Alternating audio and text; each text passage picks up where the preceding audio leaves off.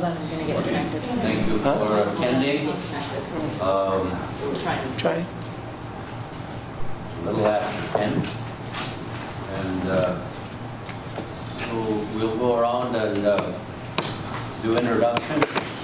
I'm Alan Rasmussen, Chair of the Kuching Economic Development Authority. Paul Levinan, I'm Director of the Kuching Economic Development Authority. Welcome. Kyra Hasbergen, Administrative Assistant for the Kuching Economic Development Authority. Good morning, I'm Kyra Hasbergen from the Entrepreneur Fund, your guest speaker today. I'm Joanne Smith, formerly with Keda, now the Entrepreneur Fund. Mike Gasson, Keda, representing rural area of Kuching. Wayne Scully, Kuching County Board. Mike Holden, Counselor at Large and International Bowl. Wayne Pat, soon to be a citizen. I am Christina Daniel McKee, and I work at Paul's Hunger Coalition. And Ashley Hall, I'm Director of Paul's Hunger Coalition. And I'm Darcy, behind the camera. Thank you all for attending this morning. The first item on the agenda is to approve the agenda. We have one addition, which is a resolution for IRRR to request funds. This is an annual disbursement that they make to Kuching Economic Development Authority. And so that will be the third item under approved minutes. I'll entertain a motion to approve the agenda with that addition. I'll make that motion. Thank you, Councilor Holden. I'll second the motion. We have a second from Commissioner Mary. Any further discussion? Any further addition? All those in favor say aye. Aye. Opposed? Very good, thank you. The next item is to approve the minutes from July 25th, 22. Do we have any additions, corrections, deletions? I'll move, Mr. Chair. Good job. All right. Thank you, Commissioner Talbot. We have a second. Second. And a second from Councilor Holden. Any further discussion? All those in favor say aye. Aye. Thank you. The next item is the IRRR resolution, Director Neville. Yeah, this is part of the annual process. We do get funding from the IRRB, and as part of that process, they require a resolution from this board. It's in your packets, and I'll just read the resolution as it's presented. Whereas the Kuching Economic Development Authority is a governmental subdivision organized and operating under the laws of the state of Minnesota, and whereas the applicant has a need for a grant to assist with economic development authorities as permitted under the laws of Minnesota, and whereas the applicant is submitting its request for application to the IRRR, used to be triple, for FY fiscal year 2023 grant funds. Now therefore be it resolved that the applicant's organization hereby authorizes and approves making application to the IRRR for fiscal year 2023 funds to assist in economic development.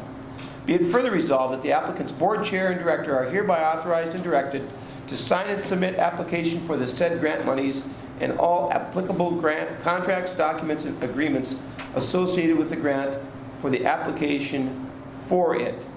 So I would ask then for a formal vote from the members. All right. Thank you. I'll entertain a motion to move the resolution. I'll make that motion. Thank you, Councilor Holden. Do you have a second? I will second that. Second, Commissioner Scully. Further discussion? Questions? All those in favor say aye. Aye. Opposed? Thank you. Next item is the Treasurer's Report. Treasurer Holden. Okay, after reviewing the unpaid bills and signing off as treasurer at a total of $39,017.57. I'll make a motion to approve that, and then take it from there on. It's for Keda. So All right. it's just a one motion for All right. KEDA. It's what? One motion for KEDA unpaid bills. Yeah, and is that to pay the bill? Yep. Yep. All right, we have a motion from our treasurer. We don't need a second. Okay. Ready? Any further discussion, question? All those in favor say aye. All right. Opposed? Very good. Continue, please. Okay, and then unpaid bills, I'm going to put three of them together. Unpaid bills for cold weather testing, a transfer of $33,000 to KEDA, and a bill for JLR unpaid bill. Combine all them and make one motion to approve that. So I make a motion to approve. All right. Any questions of Treasurer Holden? All those in favor say aye. All right. Opposed? Thank you. That concludes your report. Yep. All right. We'll acknowledge your report and pay the bill. Thank you. All right. The next item is we have a guest, Ashley Hall, from the Fall Hunger Coalition, and Christina. So please come on up if you'd like to speak in front, or you can speak from back there. We're loud, so, or I'm loud, as you guys know. Yeah, so I was talking to Paul and actually Joanne a few months back, and we were, or still are in discussions of relocating the food shelf, and something that came up is that there's a real lack of transportation in this area. We see this every single day at Falls Hunger. I talked about it on NPR. I actually was in a statewide meeting last week with some other hunger relief people from across the state, and it's not uncommon. I mean, even in Bemidji, it's an issue, transportation is.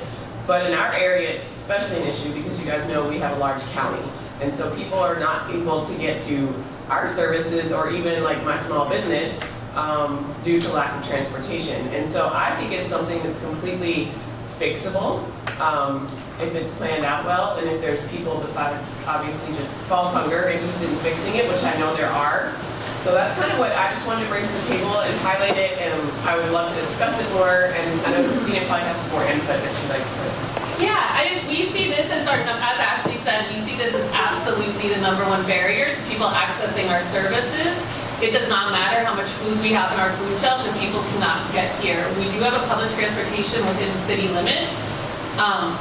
It is not working very well right now, and I don't know the mechanics of why, but people are waiting up to 2 hours at our food shelf for a ride. So if you add an hour on one side, people are waiting an hour on the phone. That's like almost an entire day just to go get your groceries from the food shelf, and I'm not sure how we can expect people to kind of put the pieces together if they're spending an entire day doing one errand, or the good part of the day, I should say.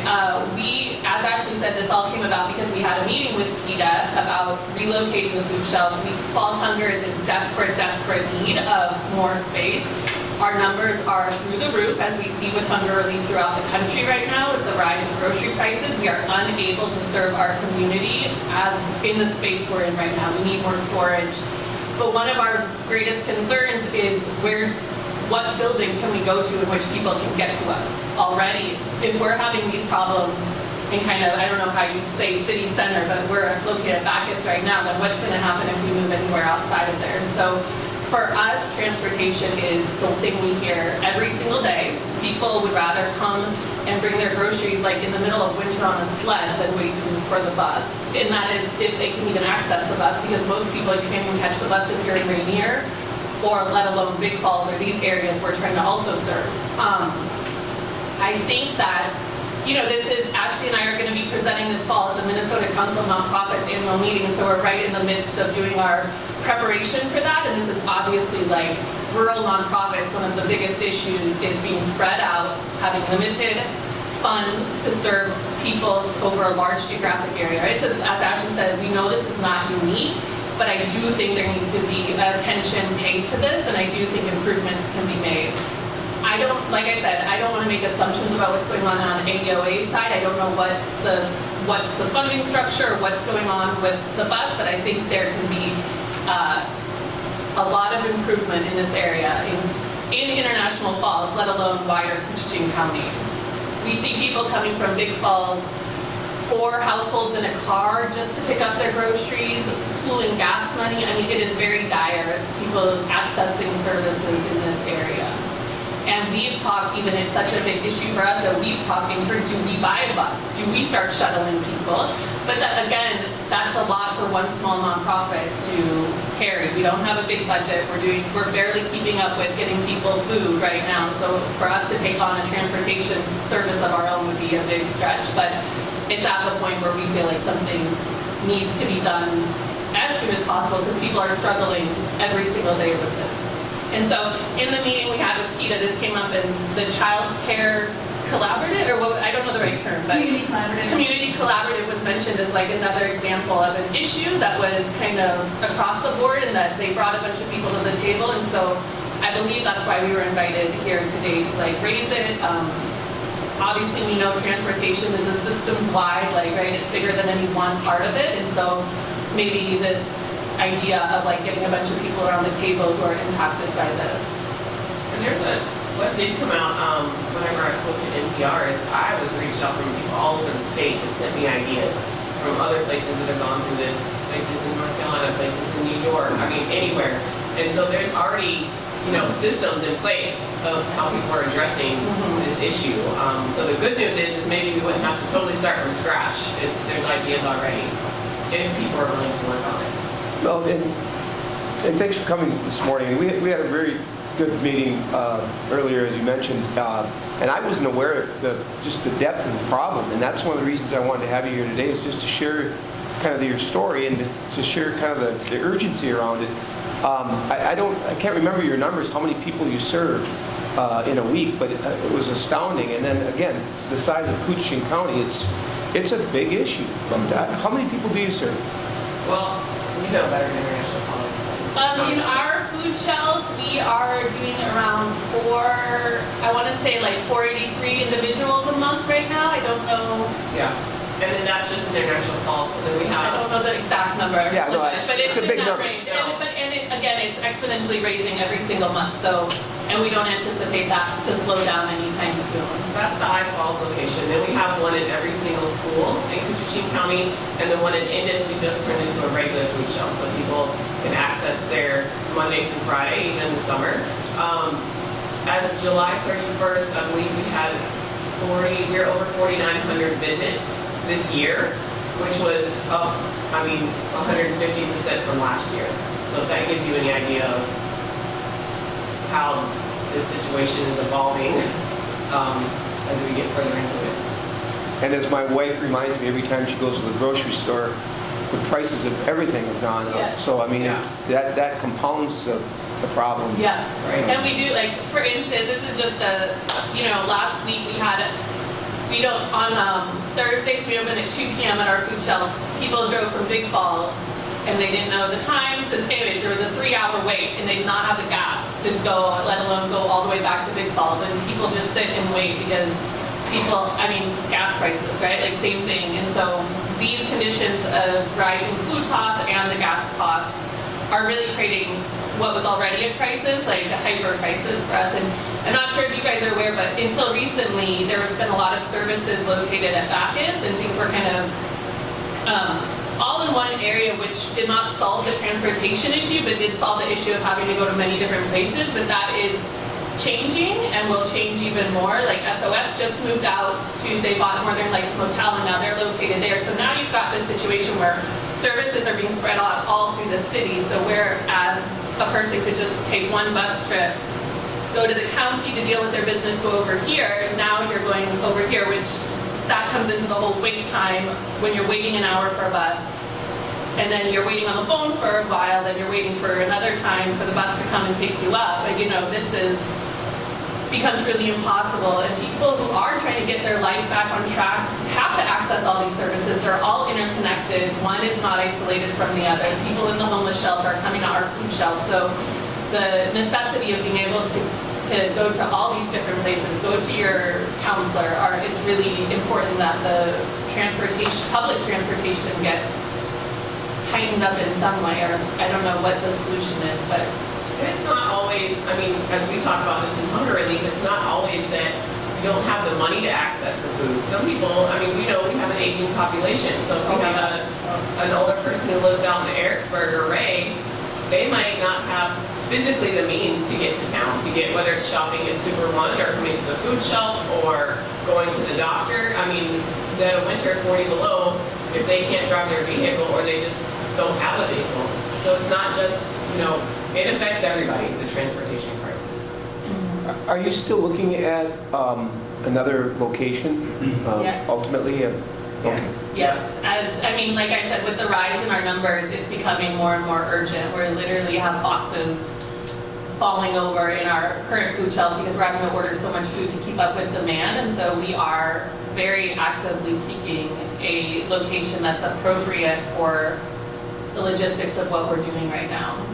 And you guys talked at the school board meeting as well about the numbers just in the school, kind of pantries that you had there. And now food service in the school is not going to be free starting this year. So the numbers were increasing significantly while there was still free lunch and breakfast. And now that we don't have that, I think you're going to see even more of that in the school. Yeah, absolutely. So what changed? It's no longer free. COVID. Oh, There's a lot of sunsetting of COVID funding, both in, even just the food we have available. There's been so many grants that we've been able to buy at low cost or free to us that are sunsetting, and then universal free school lunches are sunsetting, but also SNAP benefits, and all of that COVID money is, as it wanes out, it's being met with this inflation, rising costs. So it's really a perfect storm of need at the moment. For unpurposed. Okay, questions, comments? Yes, Commissioner. Actually, how many square feet would you need to, if you were going to go over, you want a likely place, how big of an area would you need? Sure, we don't have an exact answer for that because we're very flexible, but our ideal space is we need somewhere where the semis can pull up. So twice a month we have semis come with food. So we need a loading dock, but we need a bigger space for shopping, which we kind of needed during COVID too, but offices, we would like a room where we need a meeting room, we don't have a meeting room, but a multi-service room where it could be meetings, education, where we could hold classes. Like right now we're pairing up with some of the financial agencies in town to do trainings for our clients. So we don't know the exact square footage, and we really want a place where we could also have outdoor space where we can produce our own food. So, grow potatoes, grow onions, that kind of thing, where we can also be putting that food right back into the food shelf, or however other programs we come up with to get the food out to the counter. As you can imagine, the intersection between food insecurity and health issues are very high.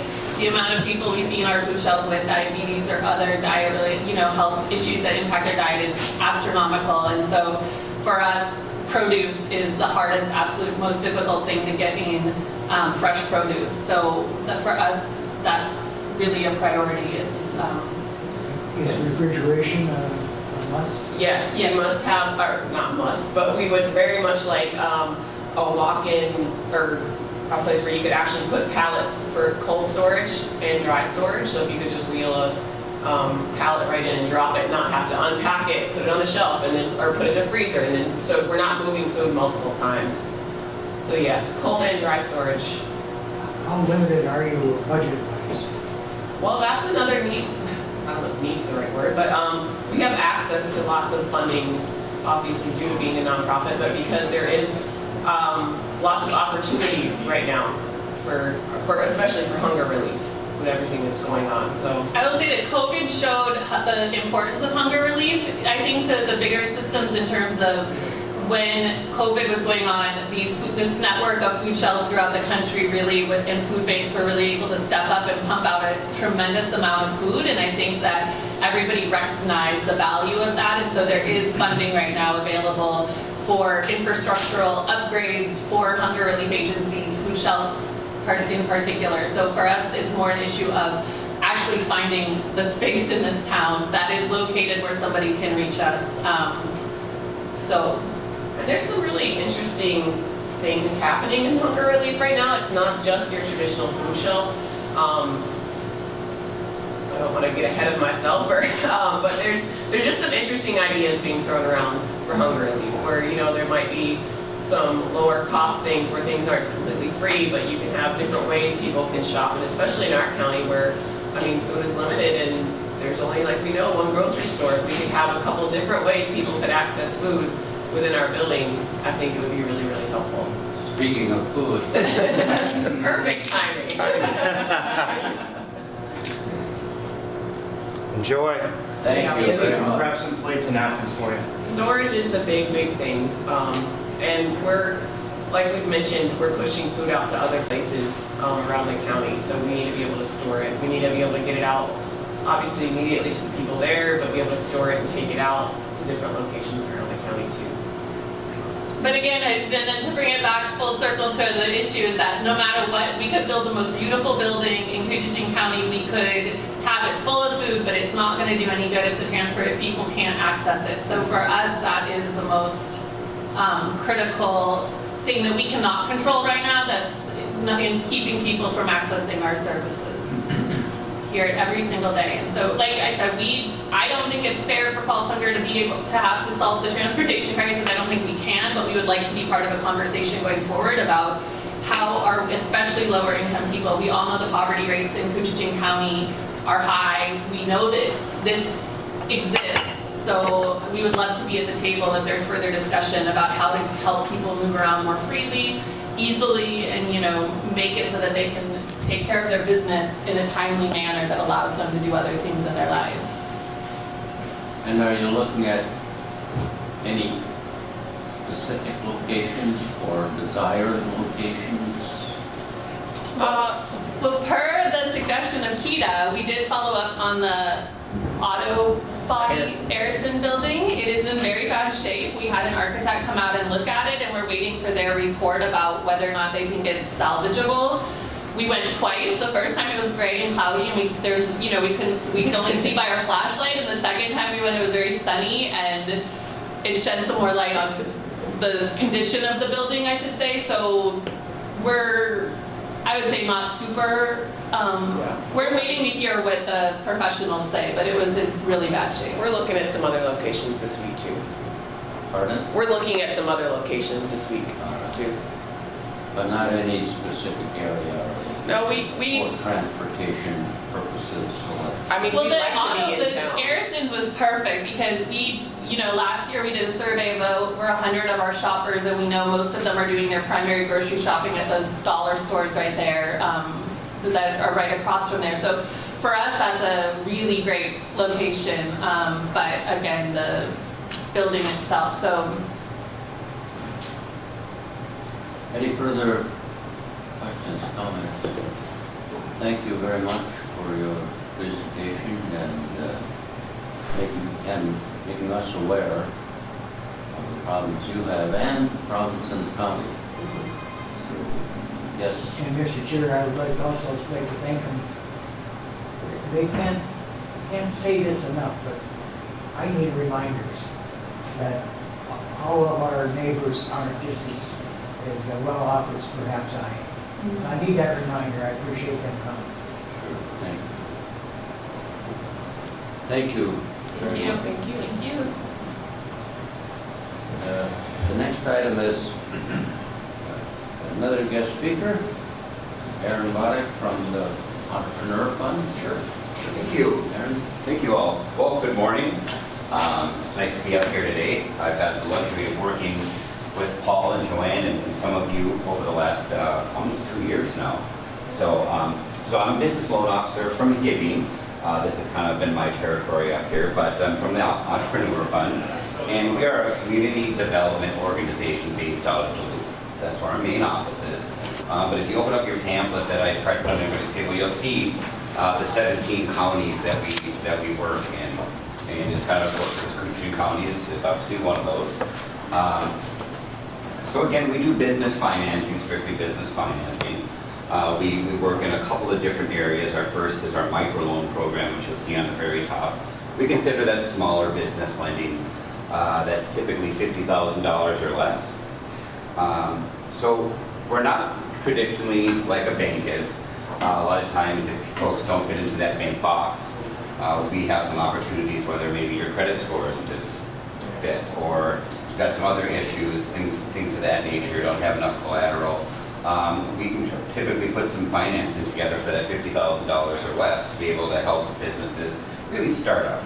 And that's, I think, a big thing that we work together with here in the organization is helping businesses get established. And then the second thing on here is kind of what we do with our larger funds. So we actually can fund up to $750,000 on a project. With that, of course, it's a little more time, a little more work, but that's where that community part comes in. So we do work with individuals to start businesses, but if you've got that established business, or perhaps you're looking at building a larger business, we certainly can help with the funding in that. But we don't typically do it alone. So one of the things that we really depend on is our partners. Here in town, Northland Foundation, we work with ARDC, we work with all of our regional partners, Minnesota Power, to put funding together to kind of help mitigate not only the risk on individuals, but also on the organization that's getting established. By having everybody kind of come into to having their hands in there, it really helps grow, and get things going. One thing that we do a little different though, besides for just the lending portion, is our advising role. And we really call that the secret sauce within our organization. So we're here to help you start that business, but then we'll get you set up with an accountant. We'll get you set up with marketing. We'll help you if you need IT. We have all kinds of people within our groups to be able to help give you every opportunity. And if you get a microloan, a lot of that marketing and that accounting is actually paid for by the SBDC. And so, again, another partner that we all kind of work together to work with state, federal, county monies to be able to have community growth. And so, again, that's just kind of our big thing. That's really what our organization is about, and my main goal here is just to be more of to listen to questions. That was kind of my hopes today, that if folks had some questions specifically about the Entrepreneur Fund before we talk about some of these other things, I'd be happy to answer them for you. So it was I was very grateful to be able to come to the meeting at the college a couple of weeks back. We had some great folks in town that had some larger projects that they wanted to do, and ways that they could get downtown revitalized, and we had housing issues that were brought up. So, we're hoping to be able to be a part of adding to those things. So. Well, Aaron, thanks for coming, and it's been obvious, anybody in this realm, in the region working ARDC, some of the restrictions that banks are currently under, or if you're a startup especially, which is really hard to get financing, that you guys have played a really big role in becoming more aware that you guys are out there. As you mentioned, often these projects don't get done individually. It's working with partner organizations. So we'll see at ARDC 3 or 4 different non-traditional lenders like yourselves getting involved, and even in established businesses, the numbers are a bit bigger. Yep. Now, typically, what are the terms that you guys come in under? Is there some flexibility or interest rates and Yeah, absolutely. So, one of the things, again, we look at each individual. If it's a startup, we want to be as flexible as possible. We want to give those individuals the most success, give them the opportunity for the best success that we can. When we do work with our partners, again, we typically those are larger projects. They may be $200,000, $300,000, $400,000, $500,000, $1 million or more. And we need to all kind of get together. We really work good at the table. ARDC, Northland Foundation, some of our other partners, we all try to sit down and say, okay, what can we do to make this work? We can be flexible on terms, we can be flexible on interest rates. Again, we're not a traditional bank, so we don't typically even require a full 20% down for projects, where that's a pretty standard at most banks. We can do a lot of things sometimes with 10% down, which gives people a little more flexibility. However, we do work directly with the banks, and we do that a lot. We provide gap financing, so if a lot of times people go to their local bank and thinking, the bank says, yeah, hey, we love it, but you gotta come to the table with that 20%. We typically are that 20% person that will help find some collateral to be able to put that loan together and do that. So I just want to stress that I really enjoy being a part of the organization because I have such flexibility. And I think that's what allows us to be able to get into some of these things. And I'm hoping, I was sharing with Joanne here that I'd like to connect with the two of you because we have some USDA foods money from the federal government that we might be able to see if we can find a way to fit into some of those things. The only thing that we do not do in our organization is residential. So one of the biggest things we're having right now is people want to buy a business, like in a downtown location, and then do the Airbnb upstairs. And so like that's kind of the hard one where people are saying, I want to buy a house and do the Airbnb, and that's my commercial business. Well, it is and it's not, and that's kind of the one we've been struggling with, especially in the lakes area with people's cabins and things. So if it's business related, again, we'll help with projections, we'll help you get your business plan together, we'll help you register for your LLC or incorporated, whatever it's going to be, and yeah. Well, I know you've been very active up in Cooch County, and there's been a lot of projects that you guys have participated in, so I appreciate that, and your willingness to come up. You're up here a lot, and like you said, it's not just the lender, it's being there in support, whether it's IT, whether it's marketing, just mentoring, QuickBooks, and just cash flow, managing those things. You guys are there from the beginning and then through the process. So. Yeah, that's true. Within our organization, we pretty much say you're married. After we do that first loan together, we're kind of with you for life until you eventually get to the bank. And then you get to go to that banker, and the banker's like, hey, we don't need your money. We're giving them now like $500,000 because you got them to here.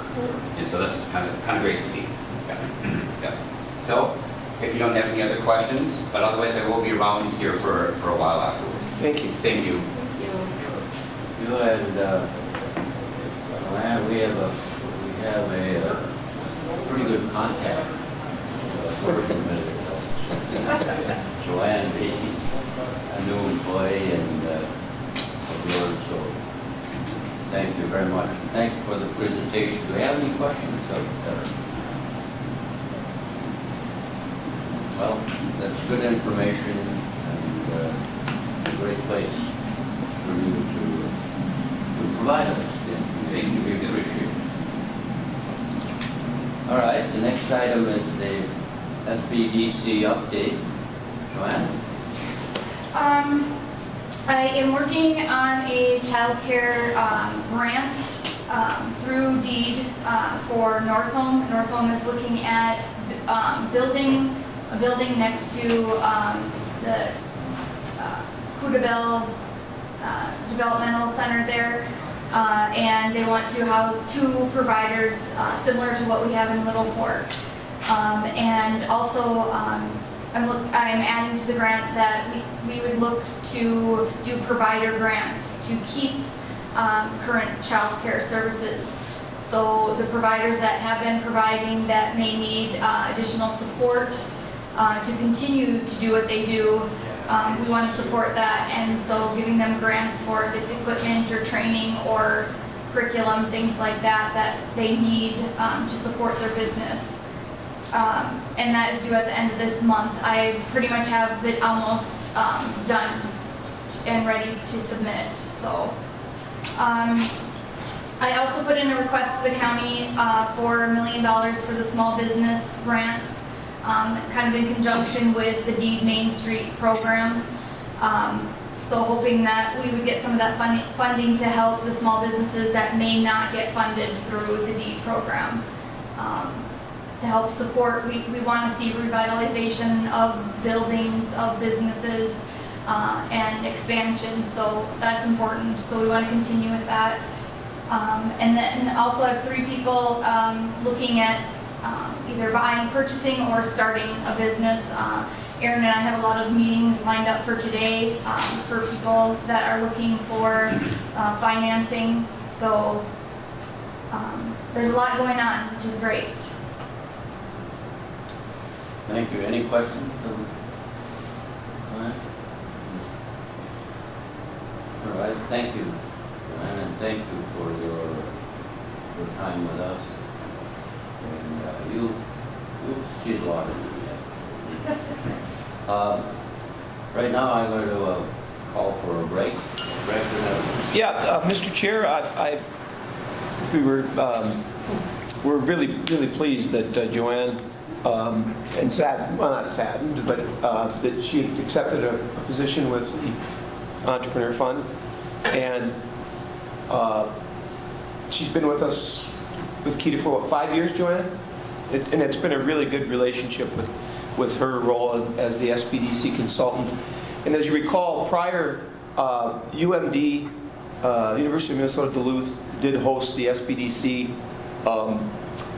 regionally, and that shifted over to the Northland Foundation. And when the Northland Foundation took it over, Maybe you could explain the acronym for SBDC. yeah, small business. Yes, small business development consultant. So basically, it's a federal program that's allocated to the states, and then the state funds it through various intermediaries like UMD.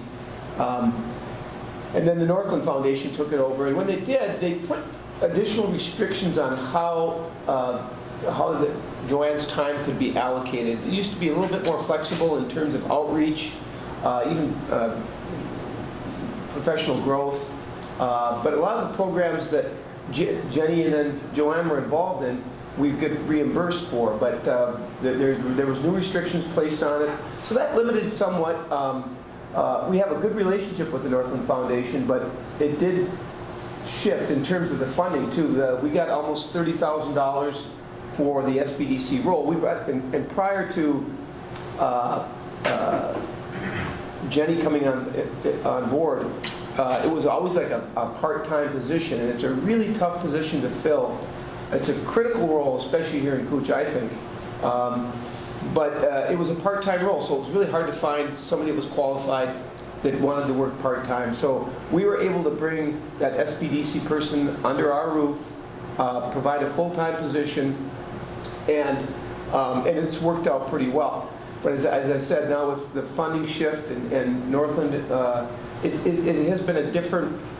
It's been a different situation. So Joanne had an opportunity, and the work that she's doing now translates very well to what she's going to be doing for the Entrepreneur Fund. She's going to be working with business owners to put together loan packages, look at the whole business model, and provide consulting services. So we're excited. She's going to still remain in the region. Your territory is going to be. It'll be, the International Falls, all of Cooch County, and then down to Virginia. Kind of the 53, that corridor, I guess. Right. So we're in a really good position, I think. And what I would like to suggest to the board is, rather than fill the position or post the position, to let's step back. We're going to provide the office space in our office, continue to provide office space for Joanne in her new role. But I think she would still be able to perform the services that she's providing now, just in a different role, or just in a different organization. So that's my what I would request the board is let's go slowly on this, see how it works out, provide the office space. You'll have to travel occasionally, but not a great deal, correct? Yeah, maybe, once a day a week or 2 days a week, depending, but, I'll still be in the office most of the time. And I've talked to Michael Colclott, the Northland Foundation, and he's agreed that we're going to go slow with this, but they still can provide that. They have consultants They're just based on the range, that if somebody does need the services, we can send them to the Northland Foundation. It will be done primarily remotely, but they will come up. But I see it as kind of a really great opportunity for, if somebody, depending on the readiness, if somebody's just starting a business, they're it's starting out as an idea, that they're going to the next step, to funnel them to the Northland Foundation and talk to a consultant. If they're further along, we can send them directly to Joanne and work on that phase of it, whether it's funding, whether it's expansion. We're just going to, I'd like to just wait and see how it works out. But I think it's going to be a win-win. Obviously, it would affect our budgeting to a great deal, but I think we review it after 6 months or 4 months and just say, how is it going? Is it meeting the needs of the residents of Cooch? I don't know. Aaron, any thoughts? I guess the way that the organization at Northland really views this is Joanne is Cooch County. I mean, this is where she's at.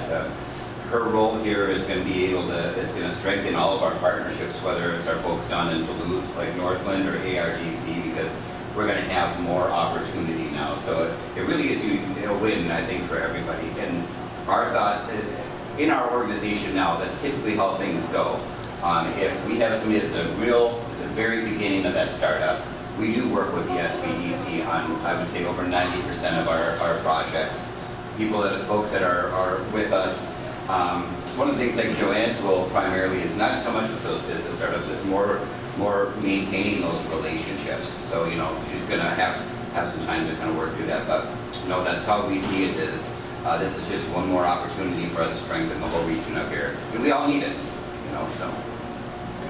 So your title will change slightly in the organization, but again, the role will be very similar to what you're doing. So with that, Mr. Chair, I'd like to just go slow and just see how this works out, but I'm looking forward to just an expanded opportunity with the Entrepreneur Fund. All right, thoughts from the board member? Yes. Let's go. Thank you. Any other thoughts, questions? I think it's good. The 2 years I've been on here, I've been impressed with Joanne. Very quality work done, and as long as she's not overly, how can I word this right, so that she doesn't have a lot of headaches or whatever. I guess that's the word I want to use. But I've been around her enough to know, Well, the other thing that Joanne got involved in the special projects, which she really, like daycare, she really ran with that and did a great job in the collaborative with the Cooch County.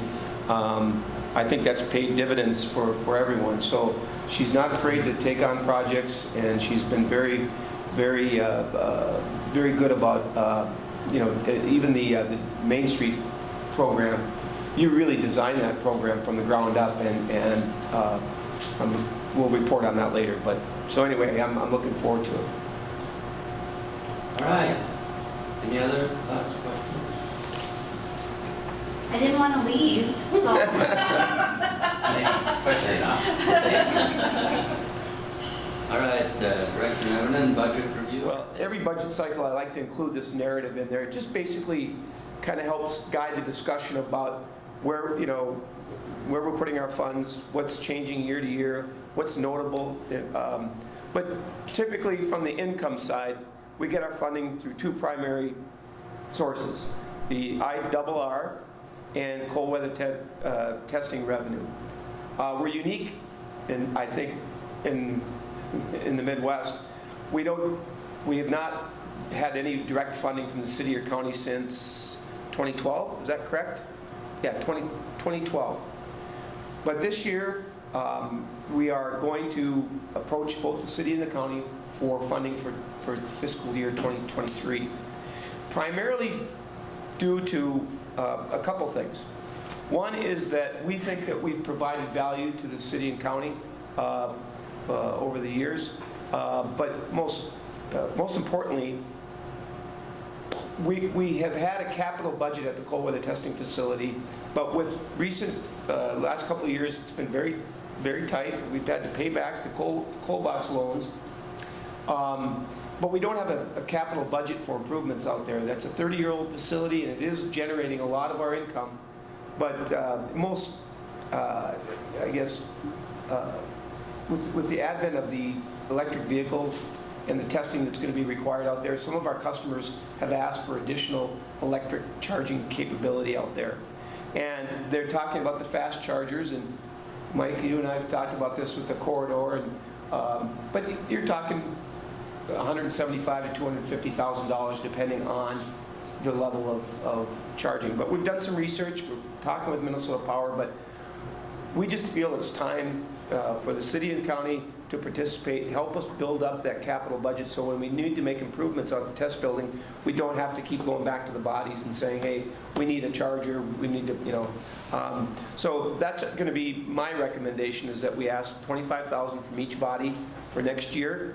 I think it's a year by year case, whether we go back in '24 and ask for additional funds, but I'd like to at least make the proposition that we approach the city and the county for funding to support our budget, operating, and for a capital budget at the test facility. When Kyra and I put the budget together, basically what we start with is Kyra does a calculation on our starting balance as of January, and that's indicated in the top left. We'll start out with $63,590. And again, we've been at this quite a while, and so our budget remains pretty constant, both in terms of expenses and income. And you can see on the income side, we do get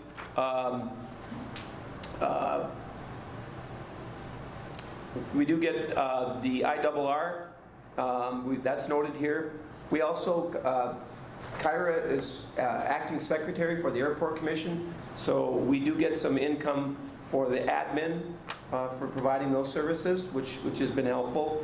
You'll also note that FTZ income, we DigiKey has become a subzone for our foreign trade zone, so we get an admin fee of $6,000 per year for that. That's noted on here. And then IDEMIA, the state contracted with a new background vendor, and that's IDEMIA, and we set that up, and Joanne kind of took this on to do background checks in our office. So it's a service, we do get some income, it's not a lot, but it does provide a service for daycare providers and a whole host of people that are required to have background checks. So that's noted on there.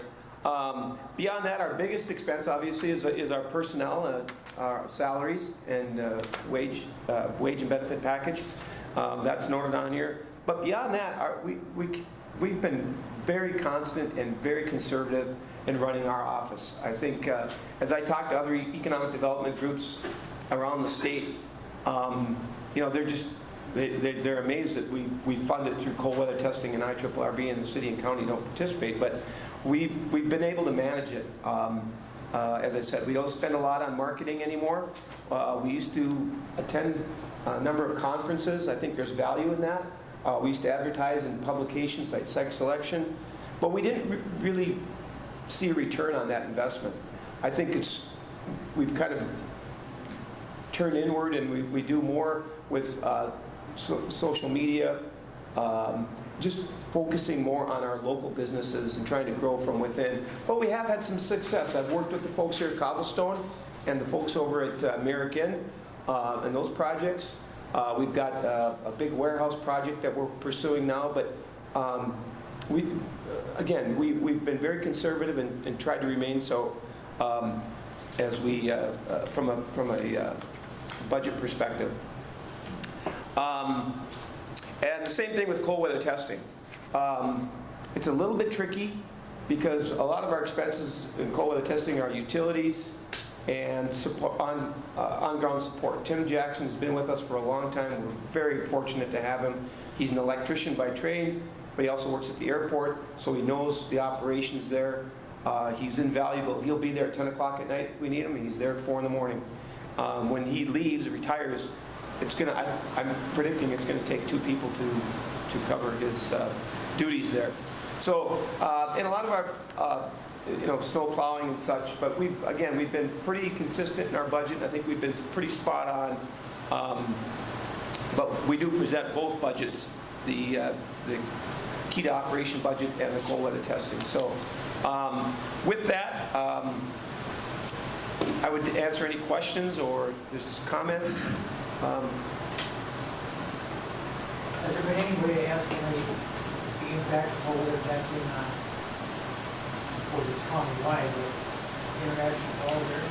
Yeah, we do kind of a post-mortem at the end of each season, kind of based on the number of groups and how much they spend typically per week. It's well over $1 million per year direct into the economy. That's rental cars, that's test facility usage, that's fuel. Jaguar Land Rover has 2 people, local people that they've hired full-time that are on the ground here. They also hire drivers. So the impact of the hotels to the restaurants, it's been another very important part of our economy, especially in that winter time when things slow down. And one of the bases we were at Cobblestone Grand Opening is when you open a new hotel, they hire these consultants to look at market conditions. And one of the things that scared the investors was, well, what are we going to do November through March? And when they made them aware of the cold weather testing and how many room nights that our users, and it's Monday through Friday typically, it gave them a lot of confidence that, that's going to be a big part of their economic modeling. So it's well over $1 million. Indirect, it's over $2 million, and that includes employees as well.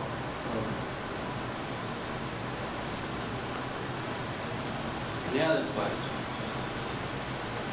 Comments? Okay. This is a review. Do you need action on that? Yes. So I'll entertain the motion to Accept the budgets. budget for 23. So do we have a motion? I'll make one. All right.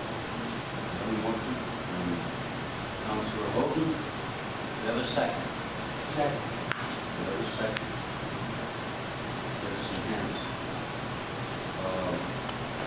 Further discussion? Yes. Mr. Chair, because the reports of the bodies, For the city and the county? potential donation to the Keda, is there any chance that our hospitable chair could join them and reinforce what Mr. Nether's going to be able to request and ask? Any chance that what? That you might be able to accompany them? Oh, certainly. So, if I could, Mr. Chair, with that motion, it would be understood that we would both, or we would be requesting funds from the city and the county for 23. All right. A motion and a second. Further discussion? All in favor, say aye. Aye. Opposed? Very good, thank you. Next item is the director's report. Mr. Chair, just a few things to want to share with the board at this time, activities. If I can find my... Do you have an extra one, Keda? Thank you. I mentioned the warehouse project. One-Smith's management group, OMG, I continue to work with them, and Felix, my primary contact, on a number of facets around the project. They're looking at funding. They've got some investors, foreign investors looking at the project. They've been working with DEED, been working with some of the regional folks, including the Entrepreneur Fund, to put this together. It's a $12 million project. The city, been working with Steve Shimon at the multimodal location to provide a location for them. They're asking $250,000 for a piece of property for phase 1 of the project. They'll be meeting tonight, in fact, on that developers agreement. So things are moving along. I'm encouraged. Felix is savvy in that he's bringing in various people from throughout the region and the state to help in this project and to make a case that it can be successful here. So I'm hoping by next month we will have, those folks are going to return, but that we will have a developers agreement penned with them, and that really will start the ball rolling in terms of even the construction group is ready to go. If they get the funding lined up, they can begin ordering the building itself and get rolling. So it's an exciting development. We're getting closer, but I'm pleased with the progress we're making. So, you mentioned the Main Street Revitalization Grant. We met earlier this month with Northland Foundation and Northspan, about a dozen business owners from actually throughout Cooch that have applied for the program. It was basically a Q&A session where they could answer questions, talk about the program, what's eligible. The one thing that we've been painfully aware was, I think we have over $4 million in requests for projects, and the total funding is going to be somewhere in the 1.4. 1.1. 1.1. Yeah. So we'll get about a fourth of the funding that we requested for grant. The grant. Where the project total was around 12 million. Yeah. So it's going to be significant, but again, we had a good meeting, and I think we're going to see some direct projects that are going to directly win from this, and we'll start to see it throughout the county. We were here just a couple weeks ago for the Cobblestone grand opening. Thank you, all those that did attend. It was a great opportunity for us to say thank you for investing in our community, and as you can tell by this room and the property itself, it's a very needed and very nice addition to our community. The restaurant, I'm told, is going to open on Saturday, restaurant and bar, which again will be another nice addition. One of the big challenges that when we talk about these projects, even the 2 new hotels, is finding staff. It's kind of counterintuitive because the state of Minnesota is at record low unemployment, 1.8%, and yet everywhere you go you see help wanted signs. So I don't know where that disconnect, where that comes from, but everywhere you go people are looking for staff, and it's affecting, for instance, restaurants. They're closing on Mondays, they're limiting their hours because they can't find help. So fortunately for these folks, they were able to find enough supporting staff, as well as the American. But we've got the Tractor Supply store coming. It will be an issue. The warehouse, we're looking at 40 jobs there. I don't know where those jobs are going to come from. Their wage levels are going to be higher, so I'm encouraged by that. I think that certainly helps to attract. But even at Green Tech, I know, Mike, you just met with the Green Tech folks. They continually advertise and struggle to find welders, and they pay a very good wage over there. So I wanted to report on KTI too, the Kuching Technology Initiative. I continue to be a participant in that group. They actually applied for a AmeriCorps fellow position. It's a not full time. It's a paid position, and we use the rest of our Blandon broadband grant funds to help support that position. But we interviewed a young college graduate who ended up going to another community, and then Jackie Nagel applied, and she was awarded, and she got to go to Washington D.C. a couple weeks ago to get trained on the program. But basically, she's going to be the focal point for KTI, and she's going to look at broadband acceptance and better coverage in the county, as well as technology, utilization of technology.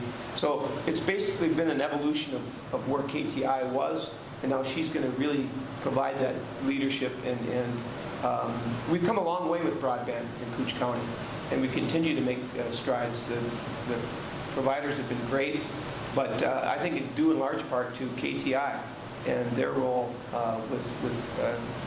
with that. So I'm looking forward to having Jackie in that role.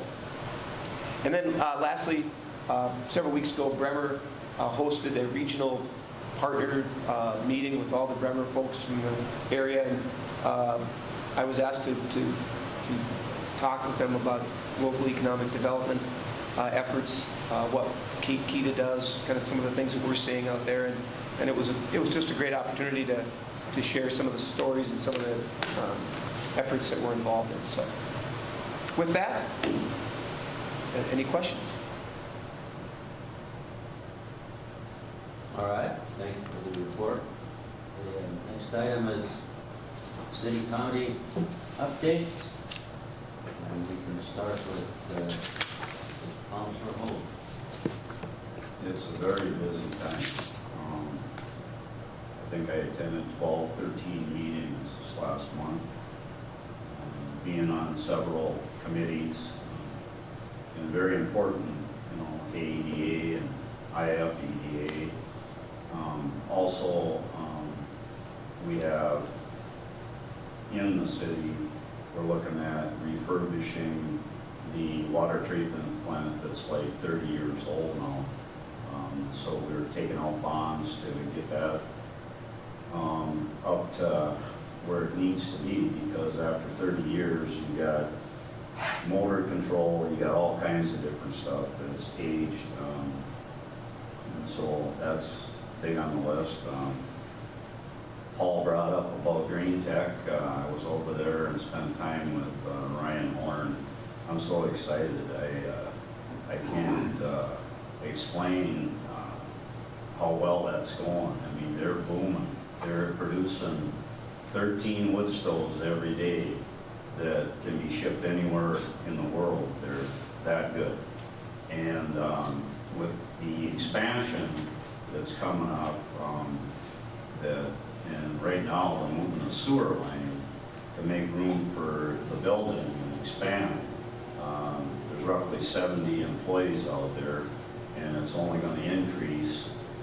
They're bringing in a couple robots, or at least one, but they need people to be around those robots too, so it's a win deal. And the IFEDA was successful in getting the money through a grant, and part of IFEDA to pay for moving that sewer line, and kept that company from leaving International Falls and going somewhere else. So I'm excited about that. Tonight, I have a meeting, the president of IFEDA, so I have a meeting tonight on housing.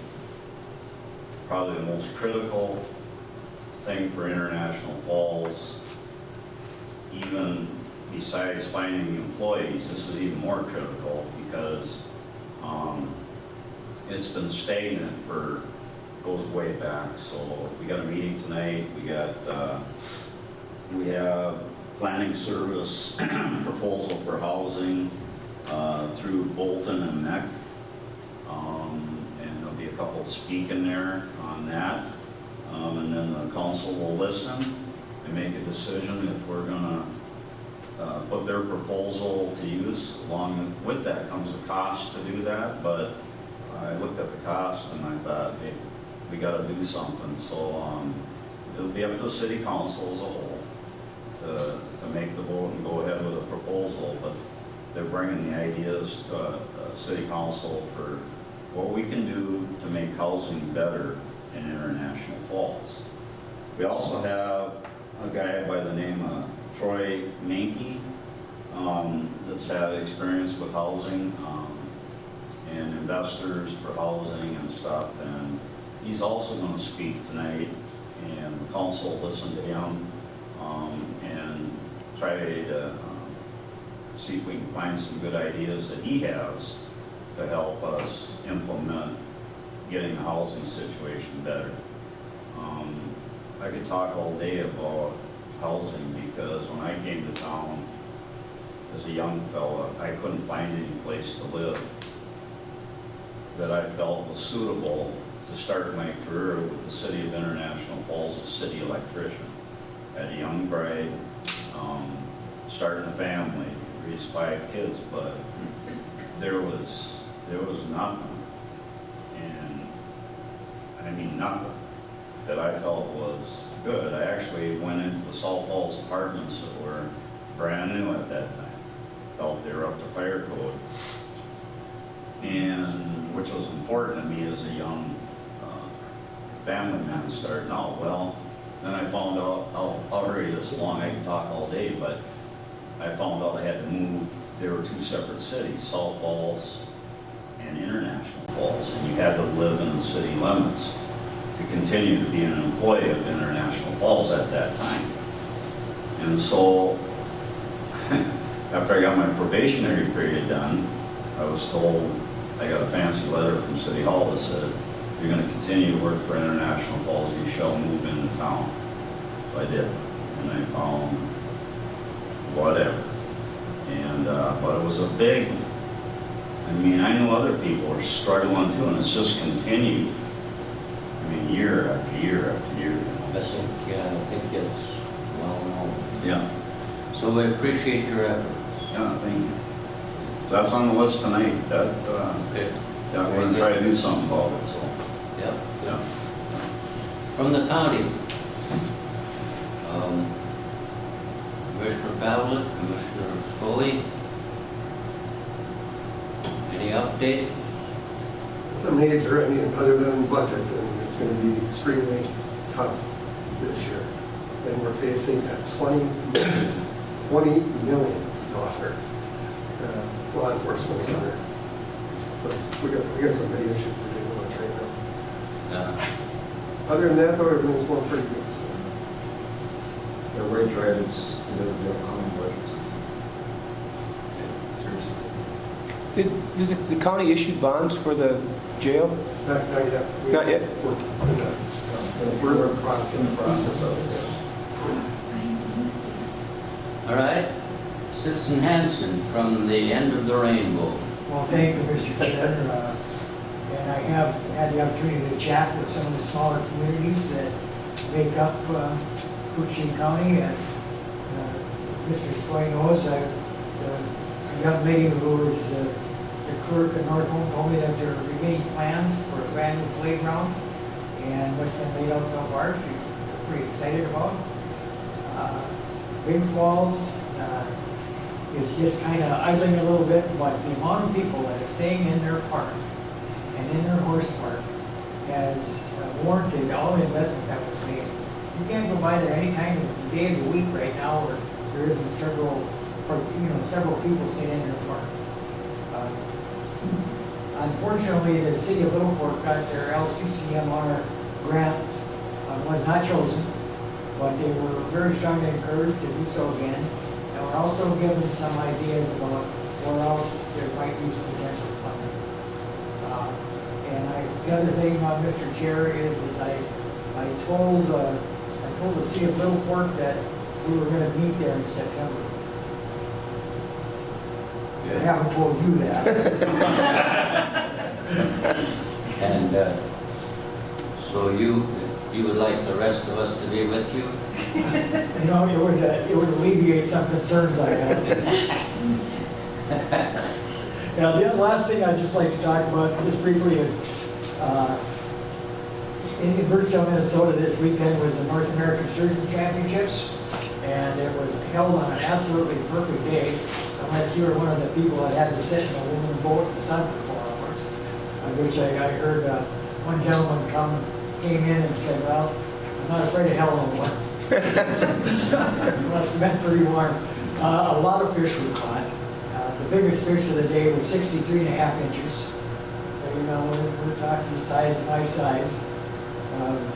We had nearly 70 children come, and a lot of them for the first time ever got wet a line. We made sure that every kid got at least 1 or 2 prizes. And if you could see them, the smile on their face and what they're doing, and, you know, it's just thoroughly enjoyable. And I'd also just like to thank my neighbors who, you know, our population is small, we're struggling getting volunteers, but they stood up and we had a great time, and I know the kids were overjoyed. Any questions? Just a little follow-up on Mike. He is right about that park, because my wife has acquaintances, you know, around the state that she meets, and she mentions that, oh, that's our favorite park. And so there are a lot of people that are using it. Yeah. And one other project in Big Falls is we're working on some money to redo the one senior assisted living. And I'm going to stop on the way back now, but they have got some proposals in and some, I think that the city clerk has a grant written now, but we're working on it. So they are working on some proposals and proposals. Right. Senior living, right? Little Fork, because living is now senior. Yes. All right. Any other? Director Nevin has one more. Last item I overlooked, Mr. Chair. As part of Joanne's separation from Keda formally, she has accrued some sick time, and we kind of lean on the county policy, although they have different policies depending on the different bargaining units. But it's based on years of service, and it's a percentage of claiming those sick hours. So we use that as somewhat as a basis, but my recommendation would be that we would transfer 10% of those accrued sick time for payout as part of her separation. Okay. Is that agreeable with you? Yeah. I mean, of course, I'd like the whole thing, but no. But no, that it's fair. I think that, you know, looking at what the county gives out and, you know, how many years that I've been at Keda, I think that's fair. At the county, you have to work 20 years to get 20% of your sick time. So yeah. Right. Yeah. So can I open my mouth up a little bit? I'd like to see full payment on that. That's my opinion. Any other discussion? All right, the proposal from Director Nevin is, as you've heard, for payout for accumulated sick leave. Do we have any other questions? I'll move, Mr. Chair. All right, we have a motion to approve Director Nevin's formula for sick time for Joanne. Do we have a second? I'll second. We have a second. Further discussion? All those in favor say aye. Opposed? I'm opposed. Motion passes. Thank you. Thank you. All right. The next item is a public comment period. Laurel?